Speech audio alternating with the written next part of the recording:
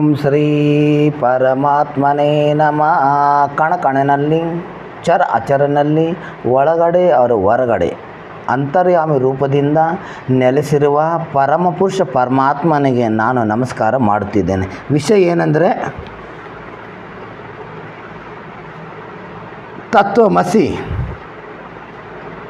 ಅಂದರೆ ಏನು?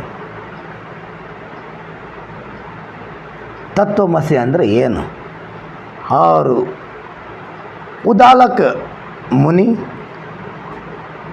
ಪುತ್ರ ಶ್ವೇತಕೇತು ಸೆ ಹೇಳ್ತಾ ಇದ್ದಾರೆ, ಅವರು ನೀನೇ ಹೇ. ಅವರು ಚಂದಗು ಉಪನಿಷತ್ತಿನಲ್ಲಿ ಬರುವ ಉದಾಲಕ ಶ್ವೇತಕೇತು ನಡುವಿನ ಸಂವಾದ ಸಾಕಷ್ಟು ಪ್ರಸಿದ್ಧ ಪಡೆದಿದ್ದು ಭೌತಿಕ ದೃಷ್ಟಿಗೆ ಗೋಚರಿಸದ ಆತ್ಮವು ಸರ್ವವ್ಯಾಪಕವಾಗಿದೆ ಎಂದು ಮತ್ತು ಆತ್ಮ